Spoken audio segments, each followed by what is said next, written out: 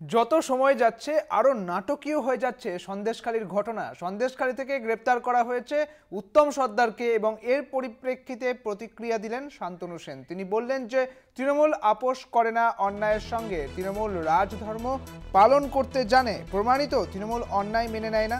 অর্থাৎ দল যখন সাসপেন্ড করলো উত্তম সর্দারকে, ঠিক তখনই গ্রেপ্তার করা হলো উত্তম সর্দারকে, যে উত্তম সর্দারের খোঁজ পাওয়া যাচ্ছিল না। একদিকে যখন উবে গিয়েছেন শাহজাহান শেখের ডান হাত উত্তম সর্দার, তিনিও কিন্তু উবে গিয়েছিলেন এবং তারপরেই তার খোঁজ পেল পুলিশ, তাকে গ্রেপ্তার করা হয়েছে। তিনি ঠিক কি বলেছেন শোনাবো আপনাদের।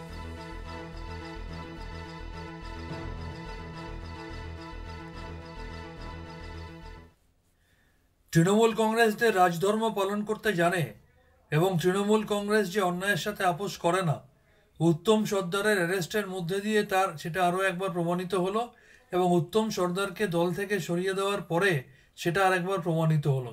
আপনাদের স্মরণে থাকবে শম্ভুনাথ কাউ, যিনি কলকাতা পৌরসভার তৃণমূল কংগ্রেসের 58 নম্বর ওয়ার্ডের কাউন্সিলর ছিলেন, তাকেও কিন্তু তৃণমূল কংগ্রেসের সরকারের পুলিশই গ্রেপ্তার করেছিল। আপনাদেরকে স্মরণে রাখতে হবে যে পার্থ চট্টোপাধ্যায়ের মতো আমাদের দলের মহাসচিব এবং রাজ্যের মন্ত্রী, তার বিরুদ্ধেও কিন্তু আমাদের দল 6 দিনের মাথায় পদক্ষেপ নিয়েছিল। আরাবুল ইসলামকেও কিন্তু আমাদের সরকারের পুলিশই গ্রেপ্তার করেছে।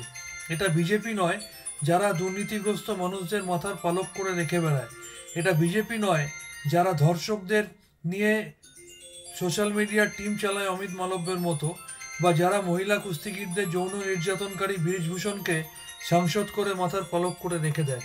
তৃণমূল কংগ্রেস অন্যায়ের সাথে আপোষ করে না এবং এখানে সরকারের পুলিশ প্রশাসন নিরপেক্ষভাবে কাজ করে। দোষীরা চিহ্নিত হলে দলমত নির্বিশেষে শাস্তি পায়।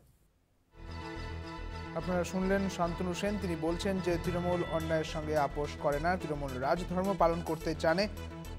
উত্তম সর্দারের গ্রেপ্তারি প্রসঙ্গে এমনটাই বলেছেন শান্তনু সেন।